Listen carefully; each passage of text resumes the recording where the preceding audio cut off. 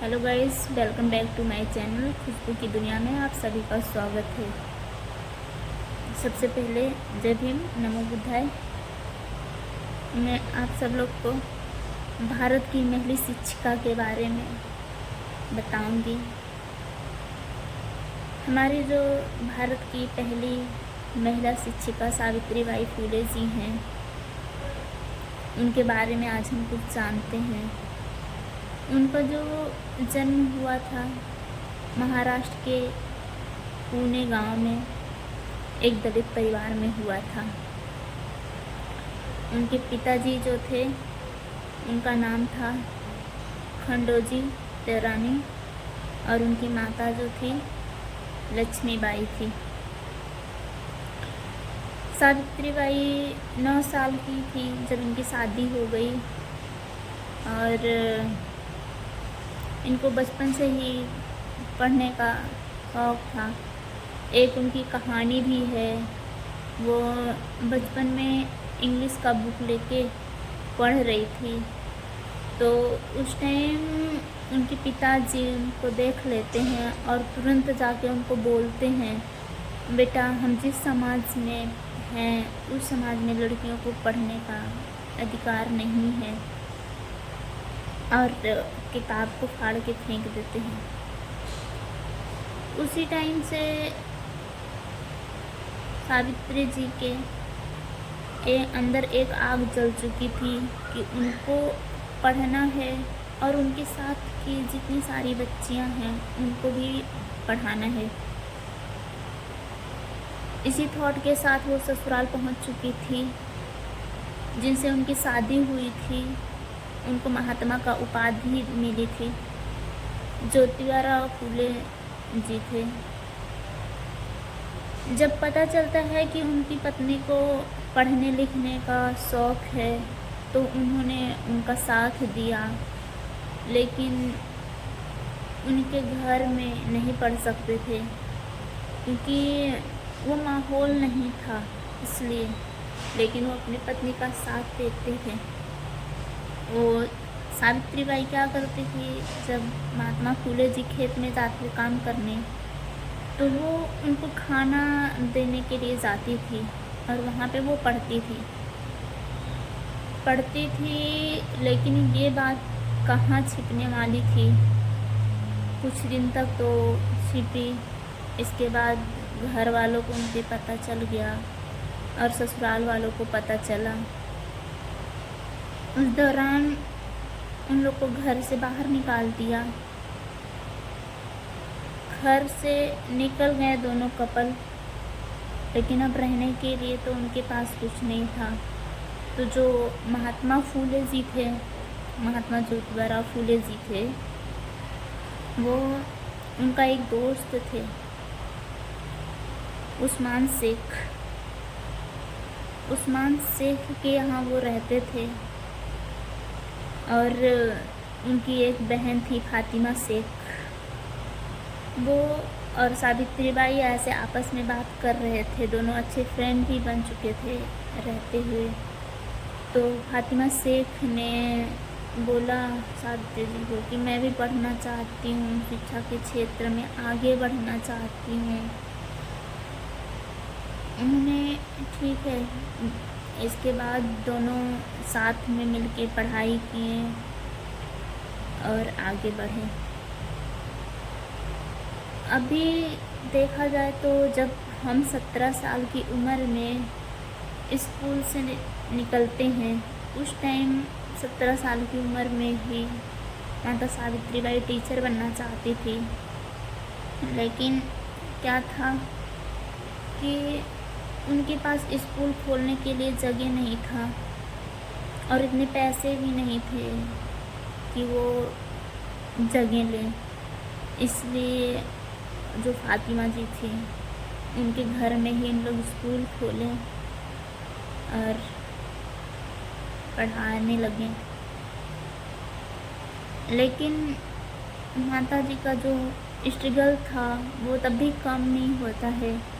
वो स्कूल जाते टाइम जो समाज के लोग थे जिनको पसंद नहीं था लड़की लोग पढ़ें लिखें, उन लोग बहुत अन्याय करते थे उनके साथ।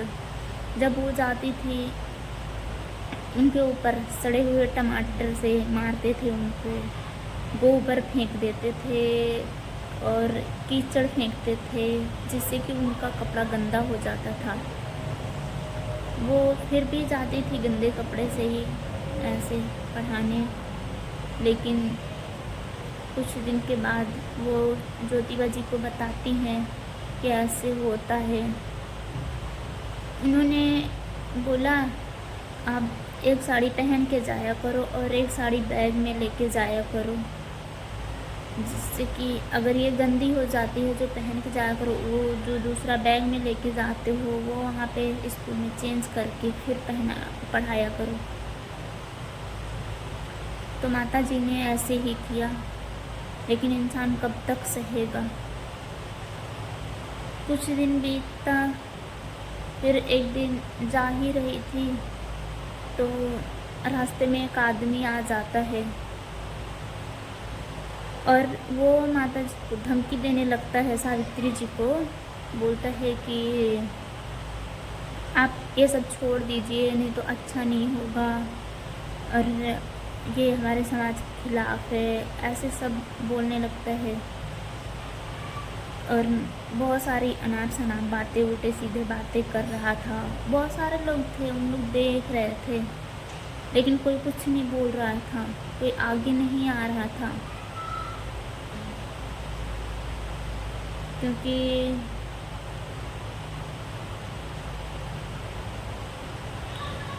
उनको पसंद नहीं था। 1848 ईस्वी ही थी, 1848 ईस्वी में ही स्कूल खोली थी माता जी ने, और 1851 आते ही और 3 स्कूल खुल चुके थे, जिससे उन लोग को और प्रॉब्लम होती थी। तो ऐसे ही माता जी सहती रही। जब कोई नहीं आगे आ रहा था, वो खुद ही आगे बढ़ी और आदमी को जोर का तमाचा मारी। फिर से उसी के बाद से उनको कोई परेशान नहीं करता था, वो जाती थी पढ़ाने। और जब वो 1848 में स्कूल खुली थी, उस टाइम तो कम ही रहेंगे, लेकिन जब 51 तक उनके और 3 स्कूल खुल चुके थे, उस टाइम 150 लड़कियां पढ़ने लगी थी। 150 लड़की पढ़ रही थी। फिर भी माता जी और कुछ आगे करना चाहे, क्योंकि 18वीं शताब्दी थी, उस टाइम बहुत सारी कुरीतियाँ थी। जो महिलाएं होती थी विधवा हो जाती थी, उनके बाल काट दिए जाते थे, उनको अलग रखा जाता था। और उसके साथ साथ अलग रखते ठीक है, लेकिन उसमें भी उनका शोषण किया जाता था, यौन शोषण होता था। और उस शोषण के दौरान अगर महिला प्रेग्नेंट हो जाती थी तो उसको शर्म के मारे वो सुसाइड कर लेती थी। वो सुसाइड कर कमज़ोरी, मतलब उसकी मजबूरी हो जाती थी करना, लाज बचाने के लिए। इसी तरीके से चलता रहा। माता जी ने ये सब ख़त्म करने के लिए ये 18वीं शताब्दी में ही उन्होंने जो सारी कुरीतियाँ फैली थी वो सबको मिटाने के लिए समाज में आगे बढ़ी। जैसे कि पहले सती प्रथा था, बाल विवाह था और विधवा विवाह, ये सब को बंद करने के लिए माता जी ने अपने कदम को आगे बढ़ाया। उसी टाइम एक महिला थी जो यौन शोषण में प्रेग्नेंट हो गई थी, वो सुसाइड करने जा रही थी, तभी माता जी ने उनको रोका, नहीं आगे से नहीं करोगे। फिर उसको बचाया माता, और वो एक बेटे को जन्म देती है। उस बेटे को जो सावित्रीबाई फुले थी उसको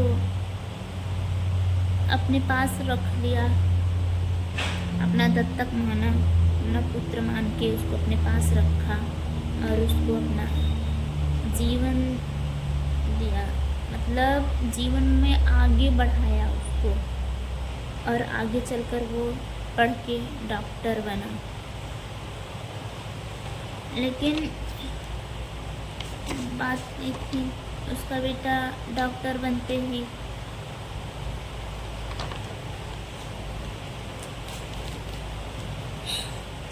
जो बेटे था उसका नाम रखी थी यशवंत राव।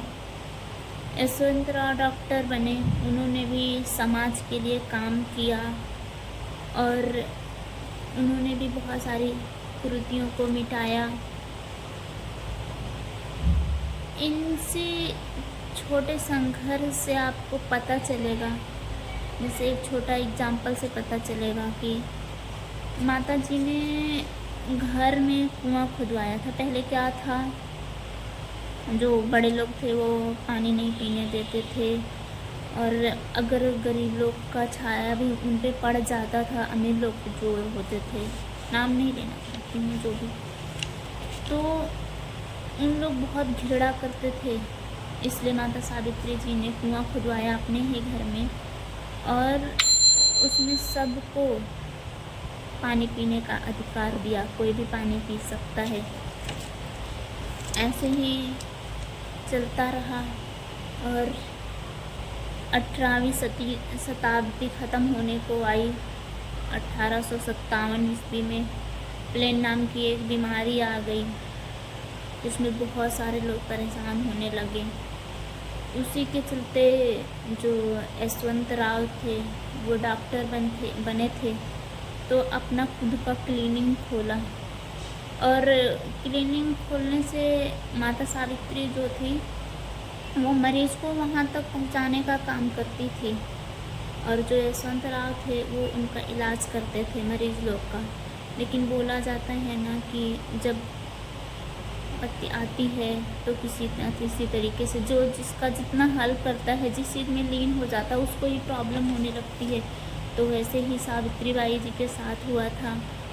1897 ईस्वी में उनकी मृत्यु हो गई थी प्लेन नाम की बीमारी के चलते ही, और वो दुनिया को छोड़ के चली गई। लेकिन वो सारी महिलाओं के लिए एक मैसेज छोड़ के गई, अगर आप जिस चीज़ को निश्चित कर लेते हैं तो वो आप कर लेंगे। ठीक है, आपको मैं मिलती हूँ बाद में। जी।